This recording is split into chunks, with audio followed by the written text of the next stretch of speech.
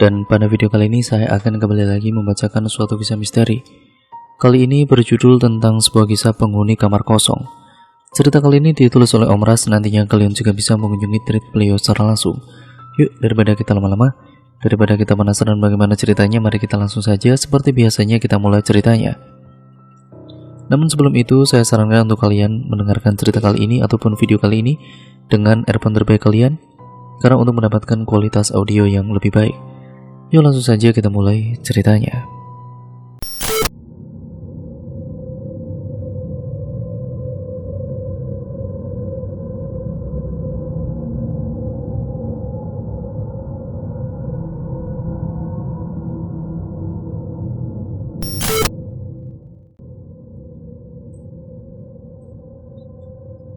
...2020 lalu, ada sepasang suami istri yang baru beberapa bulan menikah, dan suaminya ini bekerja di salah satu perusahaan batubara yang ada di Kalimantan.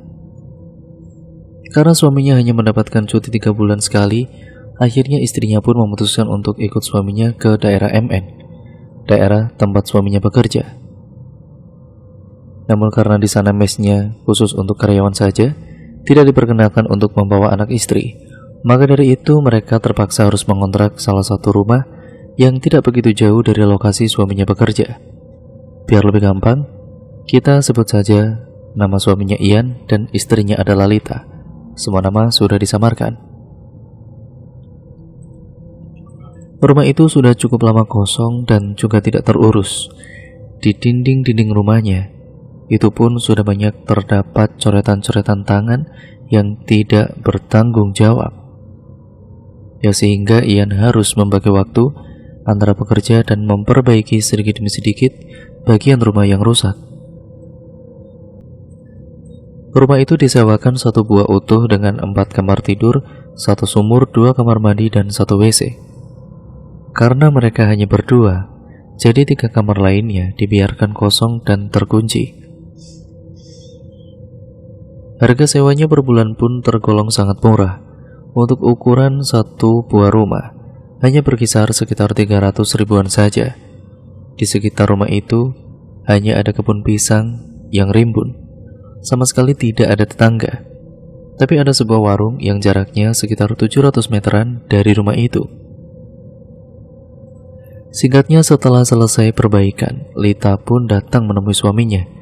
Ia bersama seorang adiknya yang diminta untuk menemani Lita, karena pada saat itu ternyata Lita sedang hamil muda, baru 4 mingguan. Harusnya kamu tidak usah memaksakan diri ke sini, apalagi sekarang kamu lagi hamil muda begitu. Kalau sampai terjadi apa-apa pada kandunganmu bagaimana? Ujar Ian yang baru mengetahui istrinya tengah hamil. Tapi tidak terjadi apa-apa kan? Anak kita kuat kok. Ian terdiam, tangannya masih mengelus-ngelus perut istrinya. Kandunganmu masih sangat muda, jadi kumohon jangan terlalu memaksakan diri. Kamu harus banyak istirahat ya. Aku tidak mau terjadi apa-apa pada kalian berdua, ujar Ian. Dika libur? Tanya Ian pada Lita. Iya, seminggu. Kalau Dika pulang dan aku masuk shift malam, kamu akan sendirian di sini. Aku khawatir terjadi apa-apa padamu saat aku tidak ada di rumah. Aku berani kok sendirian, gak apa-apa. Nanti tinggal kamu tambahkan palang saja di pintu-pintu dan jendela, biar tidak ada orang jahat. Karena yang paling menakutkan kan itu ya penjahat, bukan hantu, ujar Lita. Kamu itu kan tidak tahu keadaan di sini, sayang. Sangat tidak aman. Apalagi kamu sedang hamil begitu. Kalau tentang penjahat, maling atau rampok, di sini cukup aman. Selama aku bekerja di sini, aku belum pernah mendengar kabar tentang perampokan dan lain-lain. Nah, apalagi kalau begitu, aku jadinya semakin berani untuk tinggal di sini. Tapi perkataan Ian terhenti, raut wajahnya mendadak pucat. Tapi apa? Tanya Lita penasaran. Tidak jadi, bukan apa-apa kok. Ian mengalihkan pandangannya. Kini matanya menerawang ke langit-langit kamar, mengingat kejadian yang menimpa istri temannya beberapa bulan lalu, waktu mereka baru pindah ke kontrakan yang ada di dekat pelabuhan. Seminggu setelah pindah ke sana, istri temannya yang hamil 4 bulan itu mendapat gangguan sehingga mengakibatkan anak yang dia kandung tidak selamat. Menurut pengakuan pada shift malam suaminya bekerja, suaminya tiba-tiba pulang dan meminta jatah pada istrinya. Entah bagaimana, setelah melakukan hubungan suami istri tersebut, si istri mendadak merasakan sakit yang luar biasa pada kandungannya. Pendarahan hebat terjadi. Untungnya di sebelah kontrakan mereka pada saat itu ramai orang, sehingga si istri temannya tersebut langsung mendapatkan pertolongan dan berhasil diselamatkan. Namun malang bagi janinnya yang tidak bisa diselamatkan. Konon katanya yang pulang pada malam itu ataupun pada kejadian itu bukanlah suaminya, melainkan makhluk halus yang menyerupai sang suami. Gangguan seperti itu tidak hanya sekali terjadi menurut warga sekitar, ya karena memang daerah tersebut masih sangat kental dengan aura mistisnya. Dan lagi di sekitar sana kan dikelilingi oleh hutan yang tentu saja menjadi tempat tinggal makhluk-makhluk halus. Kenapa diam? Tanya Lita pada Ian. Aku khawatir padamu dan juga kandunganmu. Lita tersenyum manis. Aku tahu yang ada di kandunganku ini merupakan anak pertamamu. Tapi kau jangan lupa, dia juga merupakan anakku, dan sebagai ibunya, aku tidak akan membuat kandunganku kenapa-napa. Jadi kamu tidak perlu khawatir, sekhawatir itu padaku, ucap Lita. Kamu lapar kan? Aku akan ke warung sana membeli makanan untuk kita bertiga, ujar Ian. Aku ikut ya. Jangan, warungnya jauh, nanti kakimu sakit loh. Ya lelah di perjalanan saja belum hilang. Lalu kamu mau ikut ke warung yang jauh itu?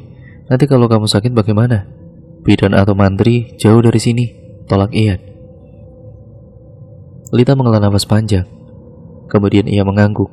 Ian pergi dengan berjalan kaki menuju ke arah warung seorang diri. Jalanan tanpa lampu dan berdebu itu sangat sunyi di malam hari. Tidak ada satupun truk yang lewat.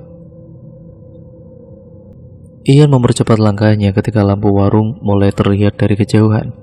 Sesampainya di warung, ia bertemu beberapa orang sopir yang tengah singgah untuk makan. Ramah sekali mereka menyapa Ian, padahal mereka belum saling mengenal. Ya karena memang Ian tidak terlalu kenal dengan kebanyakan sopir-sopir truk di sana. Anaknya si Rusdi meninggal, ujar salah satu sopir. Iya, untung istrinya selamat. Dulu sudah ku nasihati si Rusdi itu, kalau membawa istri yang sedang hamil, begitu ya memang harus bersyarat. Karena di sini berbeda dengan di Banjarmasin sana. Tapi susah memberitahukan orang yang tidak percayaan. Dia malah mengejekku yang bukan-bukan, saut sopir lainnya. Ian berpindah tempat duduk dan merapat pada sopir-sopir tersebut. Syarat seperti apa itu bang? Ia seperti penanggal-penanggal makhluk halus. Ya karena orang mengandung itu kan baunya wangi sekali. Wanginya tersebutlah yang mengundang makhluk-makhluk halus mendekat dan mengganggu. Contoh penanggalnya itu seperti apa bang? Maaf sebelumnya, saya lancang bertanya seperti ini karena saya ingin tahu sekali sebab istri saya juga tengah hamil 4 minggu saat ini. Ya seperti duri jeruk, kayu sampun, tamyang, bawang tunggal, gunting, belayung, pecahan kaca, cermin, dan jangan lupa kelambu, ujar supir tersebut. Tamyang itu seperti apa bang? Dan baliung itu juga bagaimana bentuknya? Tanya Ian antusias. Tamyang itu bambu kecil, tapi bukan bambu sembarangan. Susah kalau menjelaskannya. Nah kalau baliung itu mirip kapak, tapi bisa juga diganti dengan parang, ujar supir itu. Salah satu sopir tersebut beranjak dari duduknya. Ia berjalan ke arah truk yang terparkir di depan warung. Lalu tidak beberapa lama kemudian, ia kembali lagi ke warung sambil menenteng bambu kecil sepanjang pulpen. Ini tamyang, kamu ambil saja. Nanti digantung di atas pintu kamar bersama duri jeruk nipis, ujar sopir berwajah sangar tersebut seraya memberikan bambu kecil itu pada Ian. Wah, terima kasih banyak bang. Berapa saya harus bayar? Tidak usah, saya ikhlas, tolak sopir itu. Sekali lagi saya ucapkan terima kasih banyak bang. Iya, sama-sama. Nanti parang atau peliungnya itu ditaruh di samping tempat tidur istrimu. Oh iya, sama itu, nanti bikin kadut atau kantong dari kain hitam. Isinya taruh bawang tunggal, jari angau, sahang atau merica 7 biji, dan jeruk nipis. Suruh istrimu bawa kemanapun dia pergi. Bau jeruk nipis dan juga jari angau itu tidak disukai makhluk halus. Wah, siap bang, akan saya cari langsung besok. Ini makanannya, ayam 2 sama ikan nilainya 1 kan? Ujar pemilik warung pada Ian. Iya, nasinya 5 bungkus ya, jadinya berapa? Ya semuanya 100.000. Tambah sama itu, aqua besarnya 2 botol, ujar Ian. Setelah selesai membayar makanannya, Ian pun berpamitan pada sang sopir baik hati tersebut. Ia melangkah cepat menuju ke rumah, karena pada saat itu, kilat mulai menyambar-nyambar. Pertanda sebentar lagi hujan akan segera turun. Di dalam rumah, Dika dan juga Lita sudah menunggu sambil mengobrol yang sesekali dihiasi tawa riang Lita. Malam itu mereka makan dengan sangat lahap, sementara di luar hujan mulai turun dengan sangat lebat. Subuh sekali, Ian pun sudah bangun dan bersiap berangkat bekerja. Ia duduk di teras rumah menunggu bus jemputan karyawan lewat. Di sebelahnya Lita duduk sambil terus memegangi tangan suaminya, seakan tidak mau suaminya berangkat kerja hari itu. Tidak berselang lama cahaya lampu bus mulai terlihat. Ian bergegas memasang sepatunya dan menciumi Lita. Lalu kemudian ia berlari ke arah jalan untuk menghadang bus itu. Sepi itulah yang Lita rasakan saat suaminya sudah pergi bersama rombongan karyawan yang berada di bus tersebut. Karena masih sangat pagi, akhirnya Lita memutuskan untuk kembali melanjutkan tidurnya. Sementara Dika masih tidur dengan sangat lelap di depan kamarnya. Lita dengan berbantalkan tas berisi bajunya. Sekitar pukul 9 pagi, Dika membangunkan Lita. Rupanya Dika sudah mandi dan membeli makanan di warung. Lita tersenyum kecil melihat perhatian adiknya itu. Cuci muka dulu Ki, baru makan. Sudah jam segini kakak belum sarapan, kasihan bayinya, ujar Dika. Hari itu Dika membantu kakaknya berberes rumah sampai semua perabotan tertata dengan rapi. Nanti beli mesin genset saja kak, karena rumah ini kan besar. Kalau gelap rasanya terlalu menyeramkan, apalagi nanti kakak sendirian di sini bila Kak Ian masuk shift malam. Iya, aku tahu, jawab Lita. Dan nanti coba kakak minta belikan motor bekas deh. Siapa tahu kan kakak ada keperluan ke warung dan lain-lain. Kalau harus jalan kaki lumayan jauh kak. Iya Dika, kakak tahu. Sore harinya sekitar jam 5-an, Ian pulang membawa sebuah motor Beat. Motor kita, ujarnya sebelum Lita bertanya. Dan besok kita beli barang-barang ke pasar, soalnya besok aku off. Wih, aku diajak kan kak? Tanya Dika. Tentu saja, ya setidaknya kamu bisa bantu angkat-angkat barang, jawab Ian tertawa. Ketika Ian mandi, Dika disuruh oleh Lita untuk membeli makanan ke warung, sementara Lita menyiapkan pakaian suaminya. Tiba-tiba, ia merasa ada hembusan angin seperti ada yang lewat di belakangnya, membuat bulu kuduk Lita seketika meremang. Sayang, menurutmu kita beli tenaga surya aja atau genset? Tanya Ian mengagetkan Lita. Kamu itu mengagetkan aku. Terserah saja menurutmu bagus yang mana? Ujar Lita dengan kesal. Loh kok marah? Aku kan cuma bertanya kepadamu. Ya kamu sadar tidak sudah mengagetkan aku dengan cara muncul dan bertanya tiba-tiba begitu?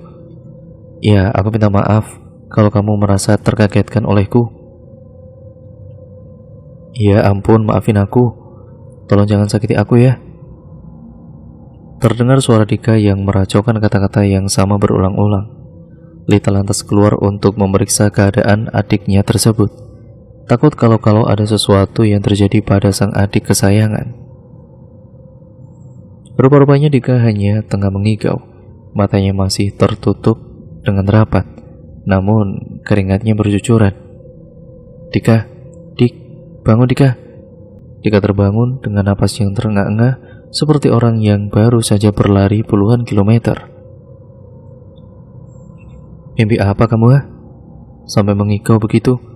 Aku mimpi ada kurungan ayam ditutup kain hitam dan sebuah kepala dengan rambut acak-acakan menutupi wajahnya muncul dari atas kurungan ayam itu, Kak.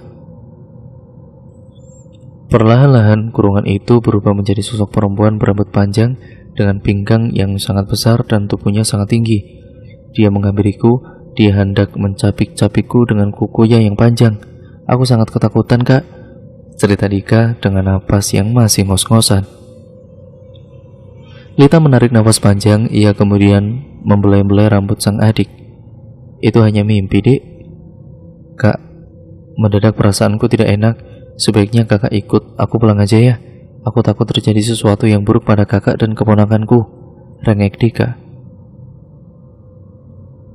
Tidak akan terjadi apa-apa, Dika. Semuanya akan baik-baik saja kok. Perasaanmu tidak enak karena memang kamu habis bermimpi buruk. Sudah, ayo lanjut tidur, biar kakak temani. 4 hari telah berlalu. Hari itu Dika sudah harus pulang. Ia tampak tidak tenang dan berkali-kali mengajak kakaknya untuk ikut serta pulang ke kampung halaman mereka. Namun Lita cukup keras kepala, ia tetap menolak ajakan sang adik meskipun Ian juga menyuruhnya untuk pulang bersama Dika. Kamu menyuruhku pulang karena mau berselingkuh kan? 3 bulan sekali cuti, dan saat aku kesini kau malah menyuruhku pulang, ujar Lita malah menuduh Ian yang tidak-tidak. Ya ampun, sampai seperti itu kau menuduhku. Ya kalau tidak, buat apa kau menyuruhku untuk pulang? Aku takut terjadi hal-hal buruk padamu dan kandunganmu, itu saja. Percekcokan antara keduanya tidak dapat dihindari. Bahkan Dika yang menjadi penengah pun ikut terkena imbas dari kemarahan Lita. Sampai sore harinya ketika Ian sudah hendak berangkat bekerja, Lita masih cemberut dan tidak mau berbicara padanya. Kunci semua pintu dan jangan lupa ke lampunya dipasang. Parang itu juga ditaruh di samping tempat tidur, pesan Ian, namun Lita masih tidak menanggapi. Ketika Ian sudah berangkat, Lita mulai merasakan sepi berada di rumah itu sendirian. Meski di dalam rumah sudah ada penerangan, namun di 3 kamar kosong itu memang sengaja tidak dipasangi lampu. Apalagi ketika kamar itu kan tidak pernah mereka bersihkan. Bahkan membukanya saja mereka juga sangat enggan untuk membukanya. Untuk mengurangi rasa sepinya malam itu, Lita menonton film di DVD portable yang dibelikan oleh Ian. Film berbi tersebut cukup membuatnya terhibur, sampai-sampai ia lupa kalau malam itu ia hanya seorang diri di rumah. Ketika sudah mulai mengantuk, Lita mematikan DVD-nya. Pada saat itu jam sudah menunjukkan pukul 9 malam. Namun pada pukul 12 malam, ia kembali terbangun karena napasnya terasa sesak dan ternyata lampu penerangan mati. Dan dengan gugup, Lita memiliki ketakutan dalam gelap. Ia mencari-cari senter di dekatnya. Untung saja senter itu berhasil dia dapatkan sehingga ia bisa kembali bernapas dengan lega. Lita berjalan keluar kamar untuk mengecek aki dan rupanya salah satu jepitan aki yang menghubungkan ke lampu terlepas. Entah terlepas karena apa, tapi Lita tidak mau berpikiran yang aneh-aneh dan dia langsung membetulkan kembali jepitan aki tersebut. Saat lampu kembali menyala, Lita menghela napas lega. Lita masuk ke dalam kamar dan melihat jam. Saat itu rasa kantuknya sudah menghilang, sehingga ia memutuskan untuk melanjutkan menonton film berbi saja. Pukul 2:30 dini hari barulah matanya mulai terasa berat. Namun ketika ia mulai memejamkan matanya, antara tidur dan tidak, Lita melihat ada seorang perempuan berpinggul besar dengan tubuh yang sangat tinggi berada di atas tubuhnya. Sampai-sampai Lita merasakan kesulitan untuk bernapas dan bergerak. Lita ketindihan, tapi untung saja ia berhasil kembali menggerakkan tubuhnya setelah berusaha sekuat tenaga. Namun entah kenapa saat itu, saat ia sudah berhasil membuka matanya, Lita kembali merasakan matanya sangat berat, sehingga matanya terpejam lagi dan kejadian yang sama kembali terulang. Yang kedua kalinya, yaitulah Lita memberanikan diri menatap sosok perempuan itu. Sosok itu menyeringai dan seringaiannya itu begitu sangat menyeramkan. Lita merasakan sesak napas, bahkan tubuhnya sangat sulit digerakkan. Lita hampir menangis, namun untung saja ada sesuatu yang membuat tubuhnya terkaget. Sesuatu itu terasa dingin kala menyentuh jari jempol kakinya. Saat berhasil terbangun itulah Lita langsung beranjak dari tempat tidur, lalu duduk bersandar sambil mengatur napasnya yang terengah-engah. Akhirnya Lita takut untuk kembali tidur lagi. Ia memutuskan untuk memasak di dapur sembari menunggu kepulangan suaminya. Sekitar pukul 5 subuh, Ian datang. Tapi Lita sama sekali tidak menceritakan apa yang dia alami semalam. "Kok bangunnya pagi sekali?" tanya Ian. "Iya, rasanya aku lapar, makanya aku memasak," jawab Lita. Ia mengangguk lalu mengganti pakaian kerjanya dengan kaos oblong berwarna putih, lalu duduk di dekat Lita yang tengah memasak. "Oh iya, nanti kalau sudah gajian aku minta 2 juta ya untuk bayar uang motor itu," ujar Ian. "Harusnya kamu tidak perlu membeli motor segala, apalagi sampai berhutang. Kasihan temanmu yang punya motor itu kan. Dia juga pasti membutuhkan uang hasil penjualan motornya dengan cepat, tapi kamu bayarnya malah di kredit." Ia terdiam, ia menggaruk-garuk kepalanya yang terasa gatal ketika mendengar omelan Lita. Malam itu Lita tidur lebih awal dikarenakan semalam ia tidak bisa tidur dari jam 12 hingga pagi. Akan tetapi lagi-lagi pada pukul 12 malam lampu kembali mati, dan ketika dicek penyebab mati lampu itu sama seperti kemarin malam. Ketika lampu kembali menyala dan Lita sudah kembali masuk ke dalam kamar, ia tidak bisa memejamkan matanya. Lita berusaha untuk kembali tidur, namun matanya tetap tidak bisa terpejam. Lita mulai resah, terlebih lagi ketika ia memulai mendengar suara seseorang tengah menyapu halaman rumahnya. Suara gesekan sapu lidi pada tanah itu terdengar jelas sekali, apalagi pada malam itu sama sekali tidak terdengar truk-truk yang mengangkut batu bara lewat. Lita langsung bangun dari tempat tidur dan kemudian mengambil DVD portable-nya. Ia memutar film Barbie dengan volume yang cukup nyaring. Tapi hal itu tidak membuat rasa takut serta was-wasnya hilang. Dan di saat-saat seperti itulah bayangan tentang sosok perempuan yang muncul antara bangun dan tidurnya semalam itu kembali muncul. Seketika bulu-bulu di tubuhnya langsung meremang. Lita tidak fokus pada alur film Barbie yang diputarnya. Pikirannya benar-benar kacau saat itu. "Apa aku harus ke warung saja ya?" batinnya. Tapi tidak, karena kalau sampai suamiku tahu aku ketakutan begini, pasti aku disuruh pulang ke kampung.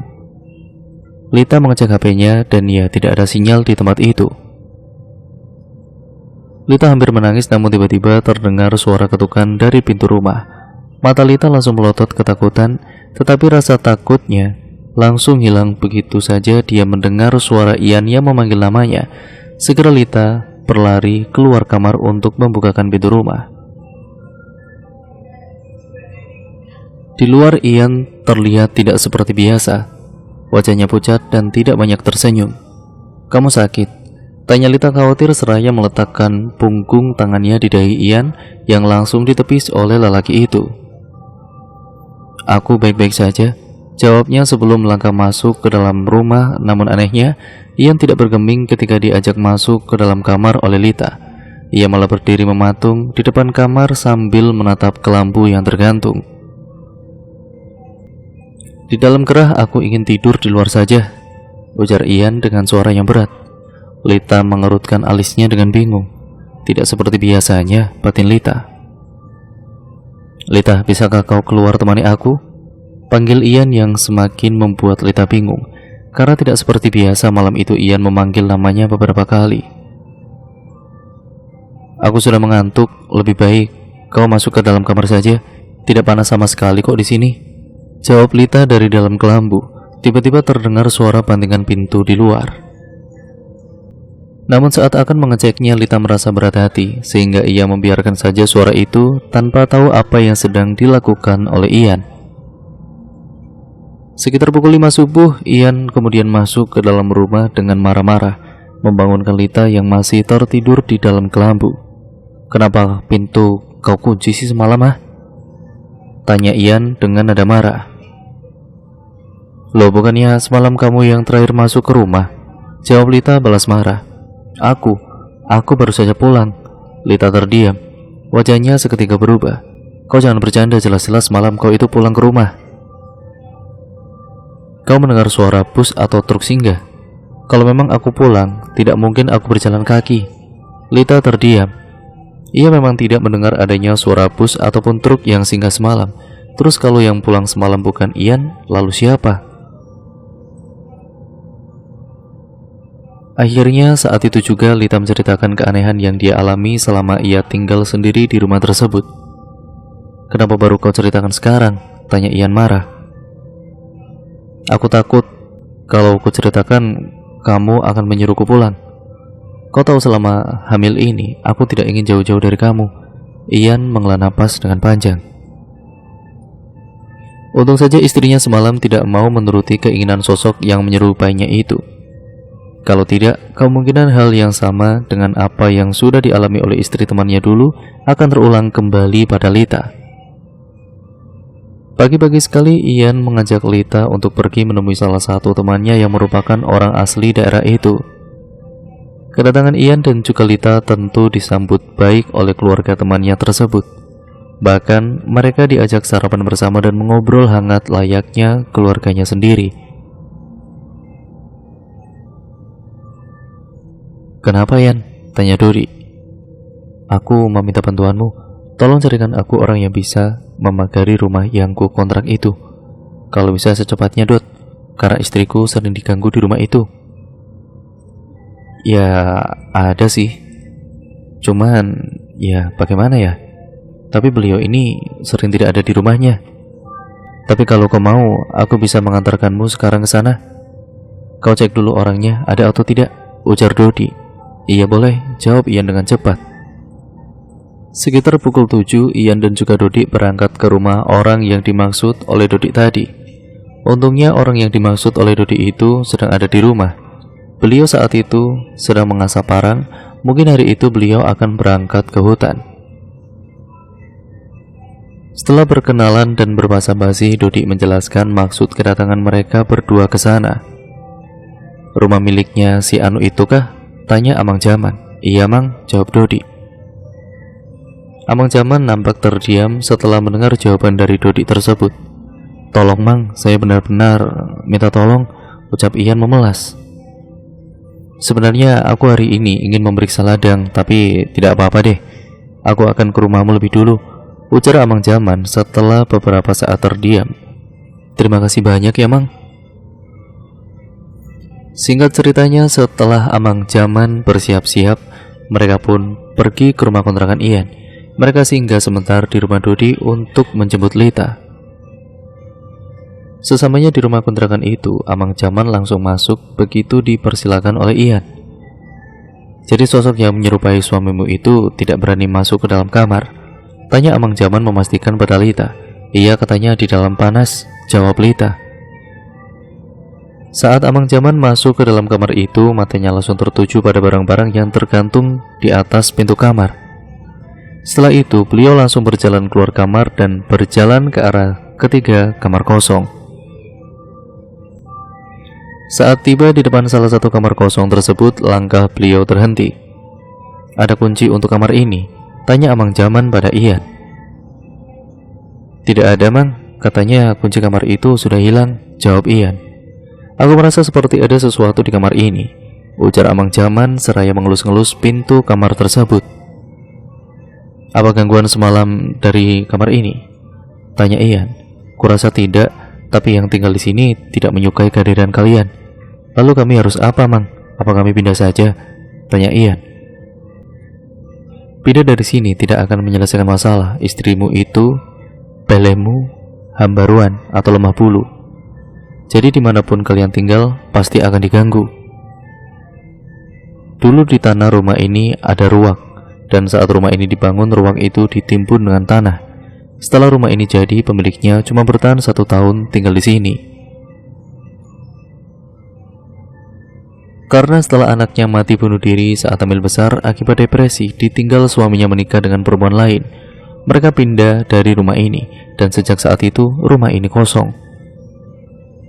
Ya, namanya juga bekas ruak dan rumah yang sudah lama kosong pasti dijadikan tempat tinggal makhluk-makhluk halus sebagai tempat tinggalnya tentunya. Tapi ada satu yang paling kuat energinya di sini, yaitu di kamar ini.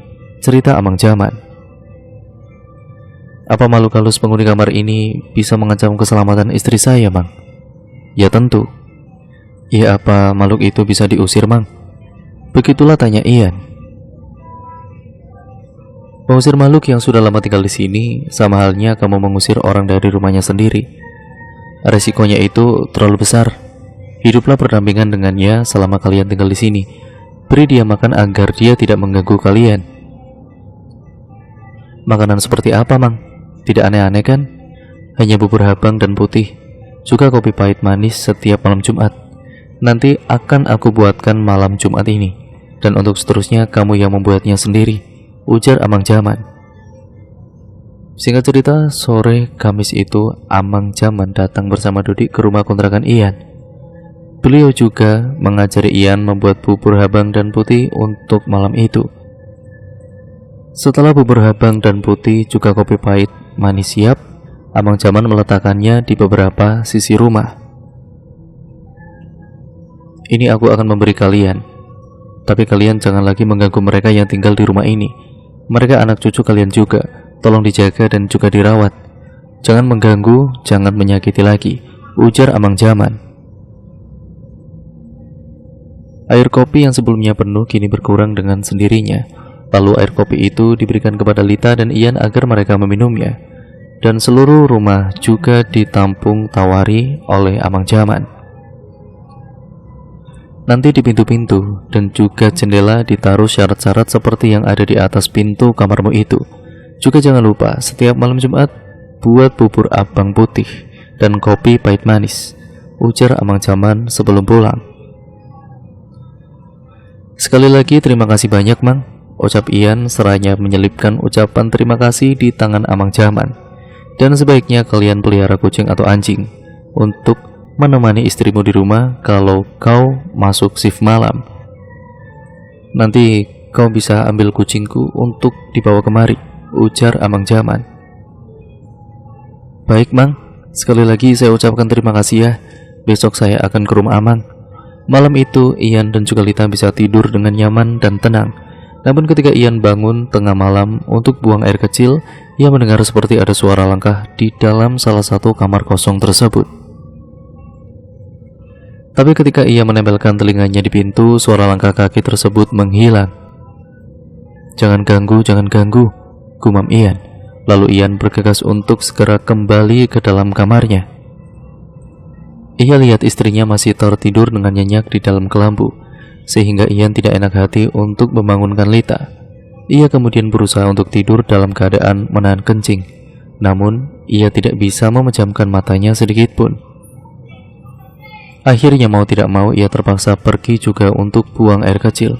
Setelah selesai buang air kecil, Ian langsung berlari ke dalam kamarnya karena ia mendengar suara tawa istrinya yang sangat nyaring. Tawa Lita membuat bulu kuduk Ian merinding, apalagi ketika ia melihat Lita sudah duduk di atas lemari kayu tua dengan rambut yang menutupi wajah. Sayang, Lita turun, Yang. Jangan bercanda malam-malam, Yang, ujar Ian. Lita tidak menggubris. Ia masih asik tertawa cekikikan dengan kepala menunduk. Suara kereot dari lemari tua itu membuat Ian ketakutan kalau Lita sampai terjatuh ke lantai. Sayang, ayo turun, Yang. Jangan bercanda, ujar Ian lagi seraya berusaha meraih kaki istrinya yang menjuntai. Tiba-tiba tubuh Lita menjadi lemas seketika setelah Ian menyentuh kakinya. Setelah membaringkan istrinya di tempat tidur, Ian duduk di depan kelambu. Ia termenung memikirkan kejadian yang baru saja ia alami. Ian tahu kalau istrinya tadi kemungkinan kemasukan makhluk halus. Tapi apa penyebab istrinya kemasukan? Padahal makanan dan minuman untuk mereka saat itu kan sudah diberikan sesuai petunjuk dari Amang Jaman. Kejadian yang sama kembali terjadi pada malam ketiga setelah pemberian bubur abang putih dan kopi pahit manis itu. Lita kerasukan ketika Ian belum pulang kerja. Kebetulan pada hari itu Ian pulangnya Isya karena ada lembur dadakan. Dan saat ia pulang itulah ia dikagetkan dengan keadaan rumah yang acak-acakan dan juga Lita yang menghilang dari rumah. Tentu saja Ian panik bukan kepalang. Ia bahkan sampai langsung keluar rumah untuk mencari istrinya. Tapi bahkan sampai ke hutan ia cari, istrinya tidak juga ditemukan. Ian sampai menangis sesenggukan karena takut dan khawatir kalau terjadi sesuatu yang tidak diinginkan pada istrinya. Jam sudah menunjukkan pukul 10 malam ketika Ian sudah kembali pulang ke rumahnya, dan rupanya di sana sudah ada Amang Jaman bersama seorang laki-laki muda berusia 18 tahunan dan juga Lita yang terbaring tidak sadarkan diri di pelataran. "Kenapa istri saya, Mang?" "Dia ke rumahku. Kau sendiri dari mana?" "Saya mencari istri saya ini, Mang. Dia menghilang dari rumah ketika saya baru pulang kerja. Dia sudah tidak ada di rumah. Makanya saya cari ke sana kemari sampai ke hutan sana." "Tapi kenapa istri saya bisa tahu rumah Amang?" tanya Ian. "Nanti ku ceritakan. Sekarang bawa dia masuk dulu ke dalam rumah," ujar Amang Jaman. Ian bergegas membawa istrinya ke dalam rumah, dan setelah ia membaringkan istrinya dengan posisi yang nyaman, Ian segera keluar menemui Amang Jaman yang masih berada di luar. "Istrimu itu kerasukan. Dia mengamuk di rumahku, mengutukku macam-macam. Sepertinya penghuni kamar kosong itu benar-benar tidak mau diajak damai. Dia benci dengan keberadaan kalian di sini. Terlebih dengan keadaan istrimu yang tengah mengandung itu, membuat banyak makhluk halus lain ikut masuk ke dalam rumah ini." "Jadi saya harus bagaimana, Mang?" tanya Ian. "Sebaiknya kalian pindah saja atau suruh pulang istrimu, karena di sini bukan tempat yang bagus untuk perempuan hamil. Kebanyakan orang-orang hamil di sini pasti akan tinggal di kampung sampai lahiran tiba, hingga anaknya berusia 5 bulanan. Baru mereka akan berani membawa anaknya kemari.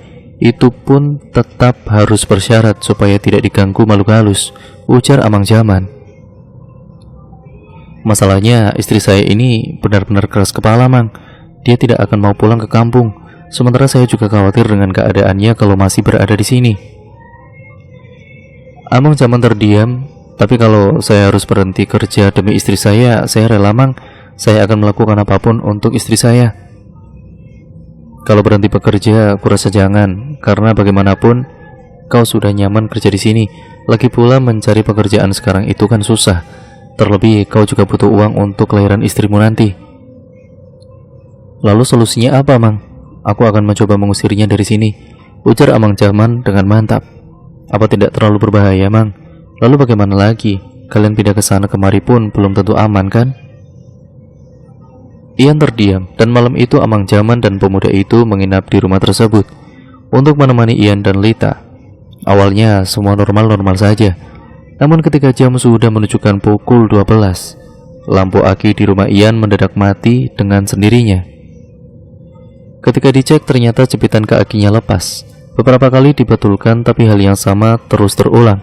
Biarkan saja, dia memang tidak suka rumah ini dikasih penerangan. Mendengar itu tentu Ian langsung menurutinya. Mereka pun tidur di dalam keadaan gelap, dan hanya di dalam kamar Lita saja yang diterangi oleh senter. Sekitar pukul 1, Lita berteriak nyaring diiringi suara tawa yang sangat mengerikan. Saat diajak bicara, ia malah meracau tidak karuan. Hanya pada Amang Jaman ia mau berbicara. Itu pun bicara dalam bahasa daerah yang tidak diketahui oleh Ian apalagi Lita. Tapi saat kemasukan itu, Lita dengan sangat fasih berbahasa daerah sana. Selama Lita berbicara, Amang Jaman mengerutkan alisnya, raut wajahnya juga terlihat berubah. Lalu tiba-tiba Lita berteriak-teriak. Dari nada bicaranya tampak sekali dia sangat marah dengan Amang Jaman. Tapi Ian tidak tahu apa yang sedang mereka bicarakan, karena Amang Jaman pun tidak mau memberitahu. Amang Jaman meminta segelas air, lalu setelah didoakan, air itu kemudian diminumkan secara paksa pada Lita yang mulai mengamuk. Dan malam itu juga Amang Jaman berusaha untuk mengusir makhluk penghuni kamar kosong tersebut dengan persiapan seadanya.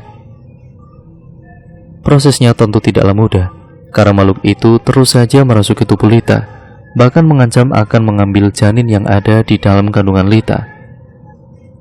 Ian yang memegangi istrinya terus menangis dan mengelus-ngelus kepala sang istri. Jelas sekali terlihat betapa sayangnya Ian pada Lita. "Mang, bagaimana ini, Mang? Saya takut istri saya kenapa-napa," isak Ian. Abang Jaman tidak menjawab. Beliau masih berdoa sambil menggenggam merica bulat. Lalu perlahan-lahan Abang Jaman mendekat pada Lita, dan beliau langsung membuka genggamannya yang berisi merica itu, kemudian menempelkannya di ubun-ubun Lita. Lita mengerang kesakitan, arangannya semakin membuat Ian khawatir. Beberapa kali ia mencoba menepis tangan Abang Jaman dari kepala istrinya, namun tidak berhasil. "Mang, sudah Mang, kasihan istri saya." Namun Abang Jaman sama seperti sebelumnya, beliau tidak menggubris perkataan Ian. Lalu beberapa saat kemudian tubuh Lita mulai melemah. "Mang, istri saya kenapa, Mang?" tanya Ian dengan panik. Abang Jaman menyeka keringat di dahinya sambil menghela napas panjang. "Dia hanya kelelahan dan untungnya aku berhasil mengeluarkan makhluk itu dari istrimu. Kalau tidak, kemungkinan akan berdampak buruk pada kandungan istrimu itu." "Tapi istri saya tadi tidak kenapa-napa kan, Mang?" "Tidak." Setelah berkata seperti itu, Abang Jaman lalu beranjak dari duduknya. Beliau berjalan ke dapur untuk mengambil air minum. "Ini minumkan pada istrimu." "Lalu, apa makhluk itu sudah diusir juga, Mang?" "Belum, tidak semudah itu. Berarti dia akan terus mengganggu istri saya." "Besok kita pikirkan lagi. Sekarang istirahatlah," ujar Abang Jaman sembari membaringkan tubuhnya di lantai. Pagi-pagi sekali, Abang Jaman dan pemuda itu berpamitan pergi. Sekarang tinggallah Ian dan Lita di rumah itu. Akhir-akhir ini, Ian memang sering tidak masuk kerja. Dan untuk hari itu, bagaimana mungkin dia meninggalkan Lita sendirian di rumah setelah adanya kejadian semalam. Sekitar pukul 12 siang, Abang Jaman datang bersama dua orang yang tentu tidak dikenali oleh Ian. Mereka juga membawa beberapa pundut kain hitam yang digunakan untuk membungkus sesuatu. Ian menyambut kedatangan mereka dengan baik. Lita tampak kaget melihat kedatangan orang-orang itu. Ia yang masih lemas berusaha bangun untuk sekedar menyalami mereka. "Tidak usah bangun, tidak apa-apa. Kami hanya ingin ke kamar kosong itu," ujar Abang Jaman. Sesamanya mereka di depan kamar kosong tersebut, salah satu dari mereka langsung membuka paksa pintu kamar tersebut. Ian yang penasaran dengan isi kamar itu langsung ikut mendongakkan kepala ke dalam. Ternyata tidak ada apa-apa di sana. Hanya kamar kosong dan ranjang yang sudah tua tanpa kasur di atasnya. "Kau jaga istrimu saja, tidak usah ikut masuk ke dalam kamar ini," ujar Abang Jaman pada Ian. Lalu mereka bertiga pun mulai mengeluarkan barang-barang yang berada di dalam kain hitam yang tadi mereka bawa. Meski penasaran, namun Ian tidak berani untuk melihat apa yang sedang Abang Jaman dan dua orang itu lakukan. "Mereka sedang apa di dalam kamar itu?" tanya Lita. "Entah, aku juga tidak tahu. Tapi apapun yang mereka lakukan itu, semoga saja bisa membantu kita." Lita kemudian mengangguk. Sekali-kali Lita memijit bagian tubuhnya yang terasa sangat sakit. Cukup lama Abang Jaman dan kedua orang itu di dalam kamar kosong tersebut. Beberapa kali Ian dikagetkan dengan suara dari benda-benda yang jatuh dari dalam kamar itu, diikuti juga dengan suara Abang Jaman yang berbicara dalam bahasa daerah mereka.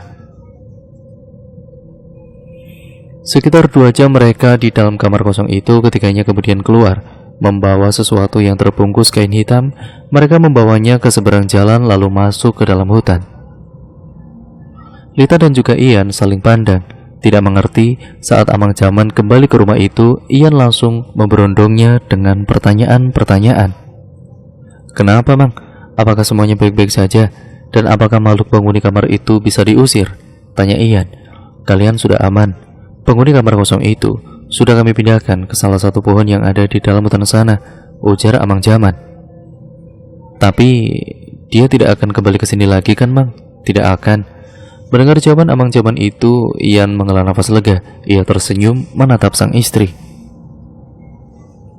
Abang Jaman dan kedua temannya itu juga memagari rumah tersebut agar mereka yang berniat mengganggu tidak bisa masuk ke dalam rumah. Sorenya ketika mereka berpamitan pulang, tidak lupa Ian memberikan tanda terima kasihnya kepada Amang Jaman dan kedua teman beliau yang sudah membantunya. Sejak saat itu kehidupan Ian dan Lita di rumah tersebut aman dan tentram tanpa adanya gangguan lagi. Hingga usia kandungannya yang mencapai 7 bulan, ibu dan adik dari Lita datang ke sana untuk menjemputnya. Karena dalam beberapa bulan lagi, Lita sudah akan segera melahirkan. Singkatnya, beberapa bulan berlalu cepat tidak terasa, Lita melahirkan bayi laki-laki yang sehat dan tanpa kurang satu apapun. Saat usia anaknya 5 bulan, Ian dipindah tugaskan ke daerah yang lumayan dekat dengan kampung halamannya. Meskipun Ian cuti 3 bulan sekali, tapi setidaknya di daerah tempat kerjanya yang baru itu, ia bisa selalu memberi kabar kepada istrinya melalui panggilan telepon, dan istrinya bisa fokus untuk mengurus anak mereka di rumah tanpa harus ikut ke tempat kerja Ian lagi. Pengalaman di rumah itu tidak akan pernah bisa aku lupakan. Kurap itu adalah pengalaman pertama dan juga pengalaman terakhir bagiku berurusan dengan mereka. Dan untungnya aku mempunyai teman-teman yang baik dan dikelilingi oleh orang-orang baik ketika tinggal di sana, ujar Ian mengakhiri ceritanya. Dan cerita pun akhirnya selesai sampai di sini ya teman-teman. Terima kasih untuk kalian semua yang sudah